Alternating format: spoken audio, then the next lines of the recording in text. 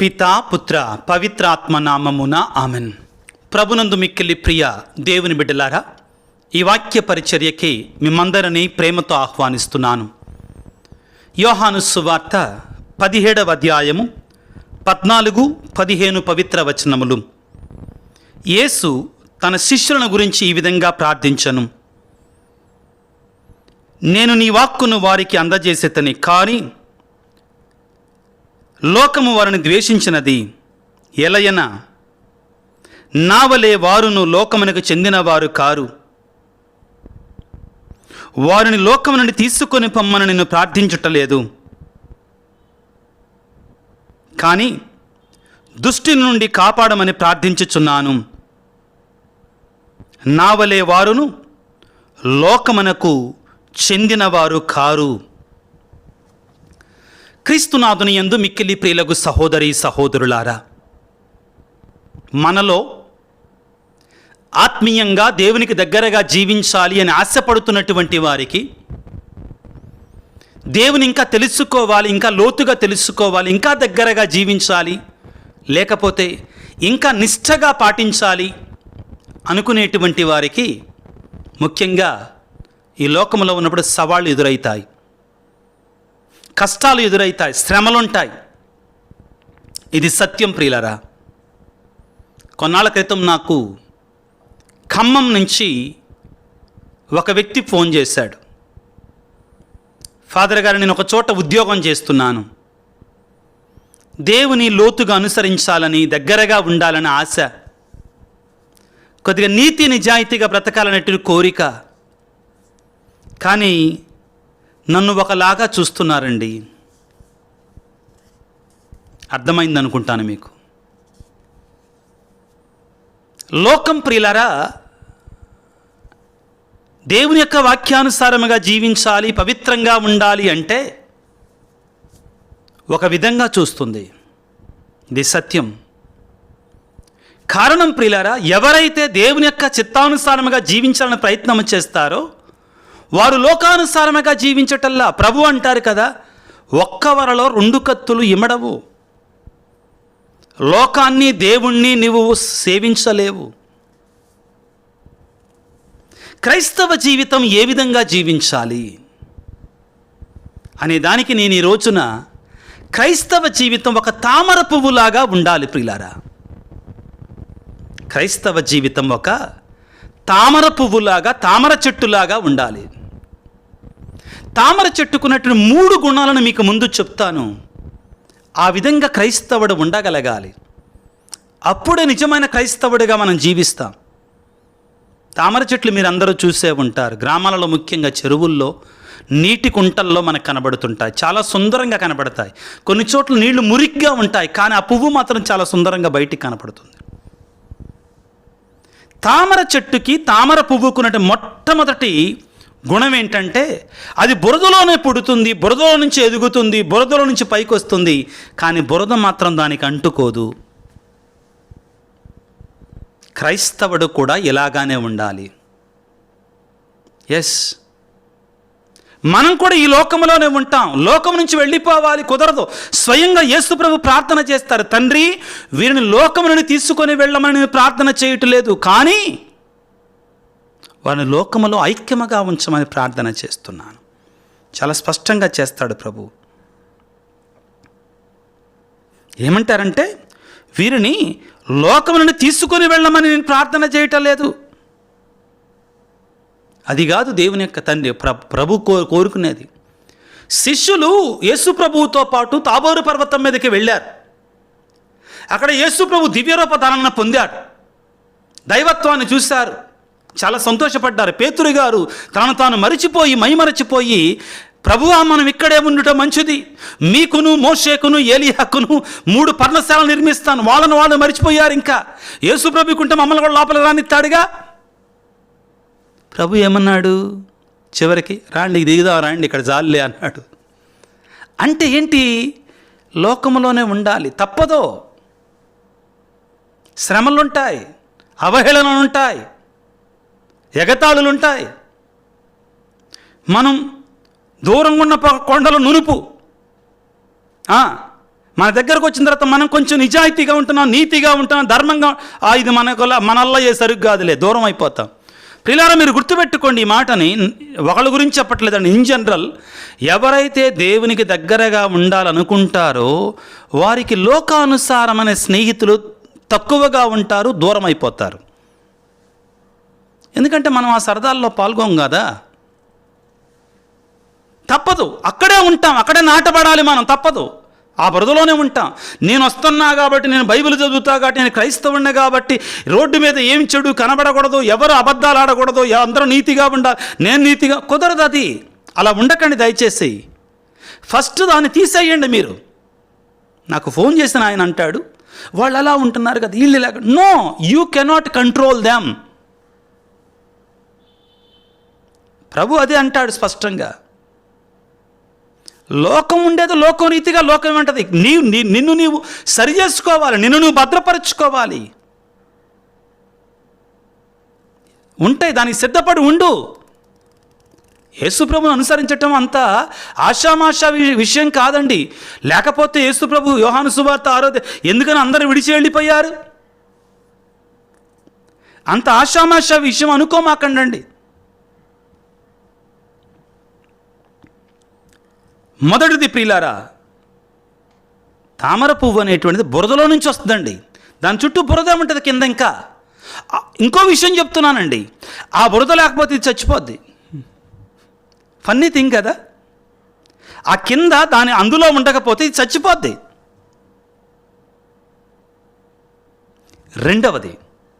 రెండవ గుణం ప్రియులారా, దాని మీద నీళ్లు పోసి చూడు, నీటి బొట్లు పోసి చూడు.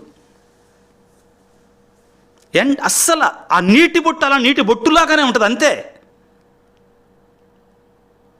అది నీరు ఎంత ప్రయత్నం చేసినా లోనికి రానివ్వదు. నీవు కూడా క్రీస్తు తత్వాన్ని నీలో ఉంచుకుంటే పాపాన్ని లోనికి రాని మాకు, చెడుని లోనికి రాని మాకు. నీ చుట్టూ ఉంటుంది లోకం. ప్రయత్నించు, దేవుని శక్తి కొరకు వేడుకో, పరిశుద్ధాత్మ వరం కోసం వేడుకో. అందరితో మంచిగుండు, దూరంగా ఉండాలి, లేకపోతే భీష్మించుకొని కూర్చోవాలని చెప్పట్లేదండి. నేను అందరితో మంచిగా ఉంటాను. ఈ మంచిగా ఉండే ప్రక్రియలో నువ్వు క్రీస్తును అనుసరిస్తున్నావు కాబట్టి వాళ్ళు కూడా క్రైస్తవులేనండి. ఈ మాట మరి ఫన్నీ. వాళ్ళు క్రైస్తవులే, నువ్వు క్రైస్తవుడవే. నువ్వు నిజాయితీ కలిగిన క్రైస్తవుడిగా ఉండాలనుకుంటున్నావు. అదొకటే మార్గం, అదొకటే తేడా. కాబట్టి చెప్పేది ఏంటంటే ప్రియులారా, వాళ్ళు అప్పుడప్పుడు వేస్తుంటారు మన మీద, రాని మాకు వదిలిపెట్టేసి యేసుప్రభుకు అప్పగించేసి. తామర చెట్టు ఆ నీటి బుడగల్ని తన మీద తీసుకోదండి, వదిలిపెట్టేస్తుంది, డొల్లిపోతుంటాయండి అవి. Don't feel bad. క్రీస్తు కొరకై మీరు హింసించబడినప్పుడు మీరు ఆనందించుడు, మహదానందపడండి. మత్తయి శుభవార్త 5వ అధ్యాయంలో మనం చదువుకుంటాం. ఏమంటారండి? అష్టభాగ్యాలు చెప్పిన తర్వాత, నా నిమిత్తము మీరు ప్రజలు మిమ్ము అవమానించినప్పుడు, హింసించినప్పుడు, నిందారోపణ గావించినప్పుడు మీరు ధన్యులు. మీకు ముందు వెలసిన ప్రవక్తల సైతం పట్ల సైతం వారు అట్లే ప్రవర్తించరి. పరలోకమందు మీకు గొప్ప బహుమానము కలదు. కావున మీరు ఆనందపడు, మహానందపడండి. రెండవ గుణం ప్రియులారా, మొదటిది బురదలోనే ఉంటుంది, తప్పదు, మనం లోకంలోనే ఉంటాం. రెండవది పడతా ఉంటాయి మన మీద. పవిత్రంగా ఉండాలి అంటే వదిలేసే వాటిని. నీవు ప్రేమతో ఉండు, నువ్వు క్షమతో ఉండు, నువ్వు మన్నింపుతో ఉండు, నీవు ప్రేమ కలిగి జీవించు, అంతే నువ్వు చేయగలిగింది. వాటిని వదిలేసాయి. తామర పువ్వు మీద పడే ఆకులను ఏం చేస్తుంది? అది వదిలిపెడుతుంది. మూడవది అతి ముఖ్యమైనటువంటిది అండి, చాలా ముఖ్యమైనటువంటిది, గమనించండి. ఏమిటి అంటే, తామర పువ్వు ప్రియులారా, సూర్యుడు ఉదయించగానే అది విప్పుకుంటుంది, సూర్యుడు అస్తమిస్తున్న సమయానికి అది ముడుచుకుంటుంది. Very very important. సూర్యుడు ఉదయించగానే అది విప్పుతుంది తామర పువ్వు. సూర్యుడు ఉన్నంతసేపు ప్రకాశిస్తుంది. సూర్యుడు అస్తమించగానే అది కూడా ముడుచుకుంటుంది. ప్రియమైన క్రైస్తవుడా, నీవు కూడా ఏం చేస్తుంది? ఆ తామర పువ్వు సూర్యుడు అందుబాటులో ఉన్నంతసేపు కూడా శక్తిని గ్రహిస్తుంది, సూర్యరశ్మిని గ్రహిస్తుంది. It receives the power, it receives the energy, it receives the strength from the sun. నీవు నేను కూడా యేసయ్య వైపు తిరిగి యేసయ్య నుండి శక్తిని పొందాలి. ఈ తామర పువ్వు ఆ సూర్యుడు ఉన్నంతసేపట్లోనే తాను శక్తిని పొందుకొని దాచుకుంటుందండి. యేసయ్య నుండి మనం శక్తిని పొందుకోవాలి. ఇది అవసరం. ఇది లేకపోతే మనం జీవించలేం, మనం బ్రతకలేం. ఎఫెసీ పత్రిక 5వ అధ్యాయం 10-11 వచనాలలో పౌలు గారు క్రైస్తవుడు ఈ లోకంలో ఏ విధముగా జీవించాలి అనే విషయాన్ని గురించి మనకు బోధిస్తారు. ఏమిటి? చీకటికి సంబంధించినటువంటి నిష్ప్రయోజనములకు పనులు చేయువారితో ఎటువంటి సంబంధము కలిగి ఉండరాదు. Don't entertain foolish people, spiritually foolish people, those who live according to the world. లోకానుసారమైన ప్రజలతోటి ఎంటర్టైన్ కామాకు. అమ్మో నా స్నేహం పోద్దేమో, నా ఫ్రెండ్షిప్ పోతే పోని. గొప్ప స్నేహితుడు ఉన్నాడు నీకు, ఆయనకు మించిన స్నేహితుడు మరి నమ్మదగిన వాడు ఆయన. ఎక్స్పీరియన్స్లో ఉన్నాయి నాకు కొన్ని. మనతోనే ఉంటారు. ఫ్రెండ్షిప్ దేనికోసం? వ్యక్తికి కాదండి, నమ్మండి దీనిని. నీవిచ్చేటువంటి వాటి కొరకు అవసరమైతే నీ చుట్టూ ఎవరైనా మంచోళ్ళు ఉన్నారా, ఎవరైనా ధనవంతులు ఉన్నారా, వాడిని లాక్కుంటే చాలు. ఇంకా వాడికి అదే ఇంకా కావాల్సింది వాడికి. అరే అతను నీ ఫ్రెండే అయినా పర్లేదు నాకు, లాక్కోవటం. దానికోసం మనం బ్రతికేది. ఏమంటారంటే చీకటికి సంబంధించిన నిష్ప్రయోజనములకు పనులు చేయు వారితో ఎటువంటి సంబంధం కలిగి ఉండమాకు. అంతేకాక వారిని కూడా వీలైతే వెలుగులోకి తీసుకురా. అది చేస్తూ ఉండు నువ్వు పొద్దాకులు, అది ప్రయత్నం చేయి. వారు రహస్యముగా చేయు పనులను గూర్చి మాట్లాడుటకు కూడా చాలా సిగ్గు కలుగును. అటువంటి కార్యాలు, అటువంటి పనులు వాళ్ళు చేస్తారట పిల్లరా. 11వ వచనం చాలా ముఖ్యమైనటువంటిది. చీకటి పనులు చేసే వాళ్ళతో నువ్వు ఫ్రెండ్షిప్ పెట్టుకో మాకు. అమ్మో నా ఫ్రెండ్షిప్ బాగుంది పోని, ఇప్పుడే అదే అంటాను నేను. ప్రశాంతంగా ఉండొచ్చు. నీకు ఏర్పాటు చేస్తాడండి దేవుడు. నేనేమంటున్నానంటే don't live like an island. ఒక ద్వీపంలాగా ఎవరితో సంబంధం లేకుండా బతుకండి నేను అంటలను. అది మంచిది కాదు. We have to be good to everybody, talk to everyone. అందరితో కలిసి ఉండు, ఉండవలసినంత వంటకు ఉండు, మంచిగా ఉండు. కానీ చెడు చేసే కాడ నీ దారి నువ్వు పక్కకి వెళ్ళిపో. అదే ఆ సంబంధం. వెతుక్కో. ఇంగ్లీష్లో ఒక సామెత ఉందండి. ఏమిటి అంటే అది బైబిల్లో ఉంటుందండి ఒక చోట. నాకు అది ఇప్పుడు నేను తీయలేకపోతున్నాను. ఏమంటుందని ఉంటుందంటే చెడు స్నేహితులకి 10 రూపాయలు ఇచ్చి వదిలించుకో, మంచి స్నేహితులను 10 రూపాయలు పెట్టి సంపాదించుకో. అంటే డబ్బులు పెడితే స్నేహితులు రారు. బట్ నేను అనేది ఏంటంటే డబ్బులు పెడితే వచ్చే స్నేహితుడే కాడండి.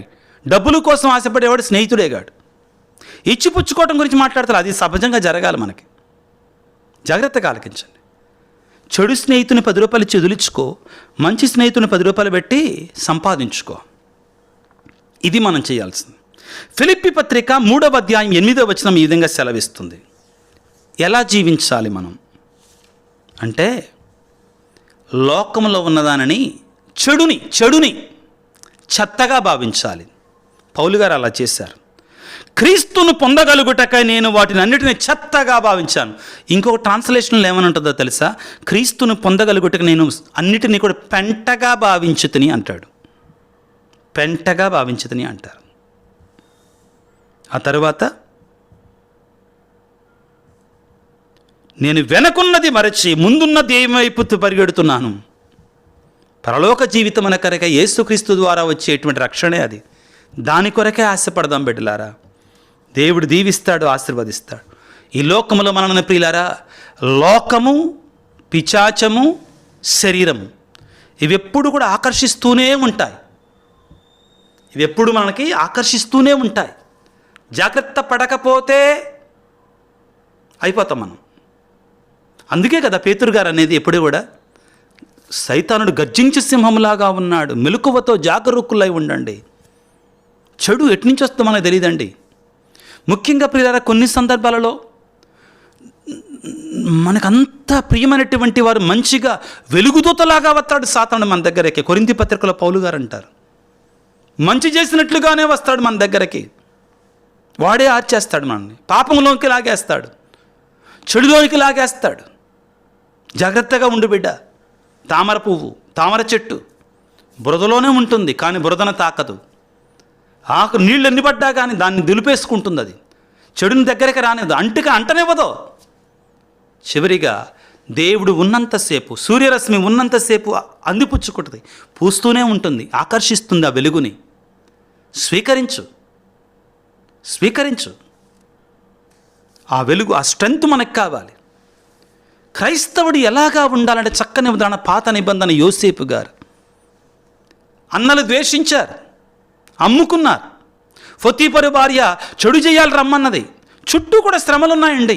చెరసాలలో ఉన్నాడు, ఆడికి స్నేహం చేశాడు, మంచి చేశాడు. అరబ్బా ఇది జరగబోతుందరా, నీకు మేలు జరిగినప్పుడు నన్ను కొద్ది జ్ఞాపకం చేయవాడు. మరిచిపోయాడు పూర్తిగా. ఆవిడ మరిచిపోయాడు కానీ దేవుడు మరవలా యోసేపుని. ఐగుప్తు దేశానికి రాజు తర్వాత రాజుగా చేశాడు. కారణం, పాపాన్ని దగ్గరికి రానివ్వలా, తాకనివ్వలా. తామర పువ్వులాగా దేవుణ్ణి మరవల, తామర పువ్వు సూర్యరశ్మిలాగా. కష్టాలు వచ్చినాయి, శ్రమలు వచ్చినాయి, సవాళ్ళు వచ్చినాయి, రాలేదంటలేదు. అతనిలో దీర్ఘశాంతం ఉంది, ఓర్పు, సహనం దేవుని పొందుకోవడానికి. దేవుడు లేవనెత్తుతాడండి తన బిడ్డలని, విడిచిపెట్టడో. ఎట్టి పరిస్థితుల్లో విడిచిపెట్టడు నీతిమంతులను గోతి నుండి లేపుతాడండి ఆయన. తన బిడ్డలని ఆయన విడవడం.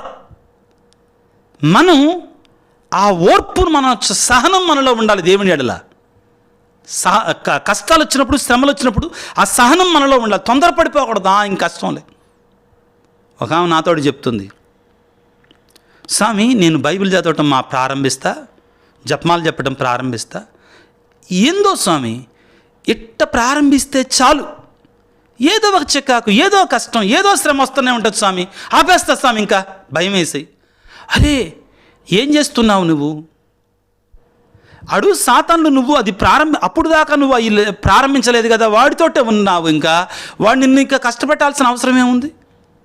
కొద్దిగా ప్రారంభించగానే సాతానుడు నీతోటి ఆ శ్రమలు పంపిస్తాడు.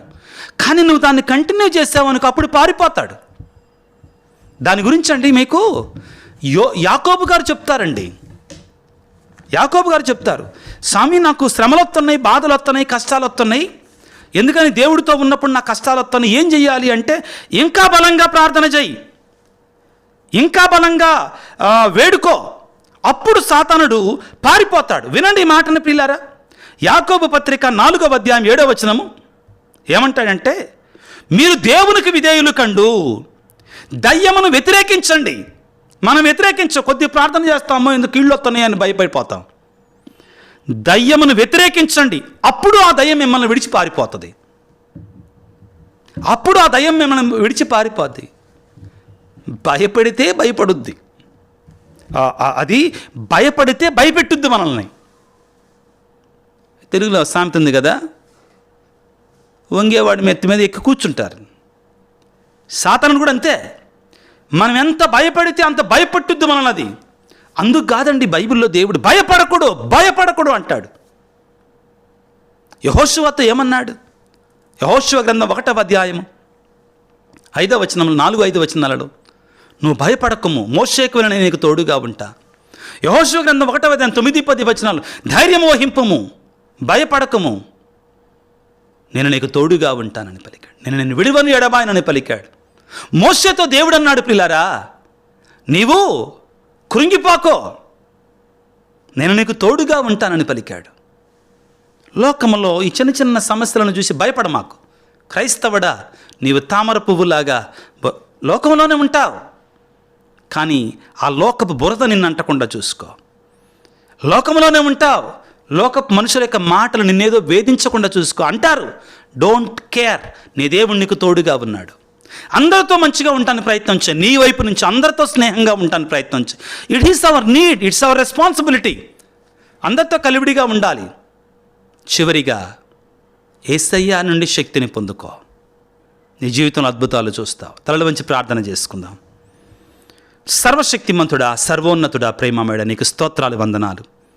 ఈనాడు మాకు ఇచ్చినటువంటి దివ్యమైన వాక్యాన్ని బట్టి మీకు స్తోత్రాలు. ప్రభువా, ఈ లోకంలో జీవిస్తూ ఉండగా, నీ బిడ్డలుగా బ్రతుకుతూ ఉండగా శ్రమలు, కష్టాలు, సవాళ్ళు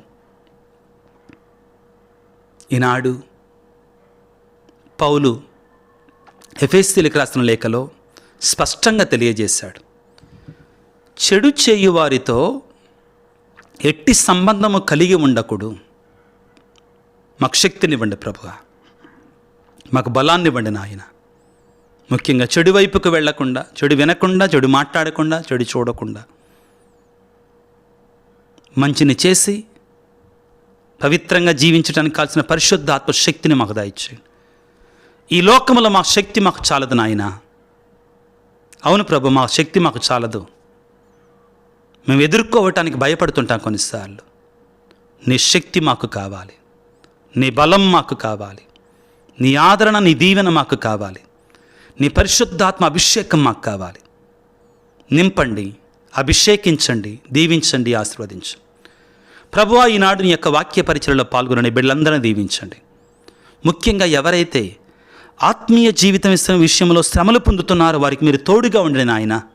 నీ ఆత్మశక్తిని వారికి ఇవ్వండి. అనారోగ్యంతో బాధపడుతున్న బిడ్డలకు మంచి ఆరోగ్యాన్ని, కుటుంబాలలో శాంతి సమాధానం వారికి నిజమైన శాంతిని, వివిధ తలంపులతో, ఆశలతో నీ సన్నిధిలో ఈ సమయంలో తమ మనస్సులలో ప్రార్థన చేస్తున్న ప్రతి బిడ్డ కొరకే ప్రార్థన చేస్తున్నాం. ముఖ్యంగా ప్రభువా, నన్ను ప్రార్థన చేయమని వ్యక్తిగతంగా అడిగిన బిడ్డలు, ఈ వీడియో క్రింద మెసేజ్లో ఉంచుతున్న బిడ్డల యొక్క విన్నపాలంటిని కూడా ఈ క్షణంలో నీ పాదాల సన్నిధిలో ఉంచుతున్నాను. దీవించు ప్రభువా, ఆశీర్వదించు నాయన, దీవించు నాయన. అదేవిధంగా ఎవరైతే ప్రభువా ప్రత్యేకంగా వేదనాపూరితమైన జీవితాన్ని జీవిస్తున్నారో, క్రైస్తవులుగా జీవిస్తున్నారు కాబట్టి హింసలు పొందుతున్నారో వారిని లేవనెత్తండి, బలపరచండి. మీ శక్తిని, మీ ధైర్యాన్ని, మీ యొక్క ఓర్పును వారికి ఇవ్వండి ప్రభువా. ఈనాడు మరొక్కసారి ప్రభువా, ఈ యూట్యూబ్ పరిచర్య కొరకై సహాయంగా నిలబడుతున్న బిడ్డలని, ఆదరణగా నిలబడుతున్న బిడ్డలని, సపోర్టుగా నిలబడుతున్న బిడ్డలందరినీ కూడా దీవించమని, ఆశీర్వదించమని మా ప్రభు అయిన యేసయ్య పరిశుద్ధ నామమున వేడుకొనుచున్నాము తండ్రి, ఆమెన్. ప్రభువు మీతో ఉందురుగాక, మీ ఆత్మతో ఉందురుగాక. సర్వశక్తి గల సర్వేశ్వరుడు పిత, పుత్ర, పవిత్రాత్మ మిమ్ము మీ కుటుంబాలను చల్లగా దీవించి ఆశీర్వదించి కాపాడుదురుగాక. God bless you. దేవుడు మిమ్ము దీవించుగాక. ఆమేన్. ధైర్యంగా ఉండండి, దేవుని బిడ్డలుగా జీవించుదాం ప్రియులారా. దేవుడు మనందు ఉంటాడు. లోకమంతటి కొరకే ప్రార్థన చేద్దాం. లోకమంతా యేసయ్యను తెలుసుకోవాలి, యేసయ్యలో ఉండాలి. ఏ ఒక్క ఆత్మ కూడా నశించకుండా ప్రార్థన చేసుకుందాం. God bless you.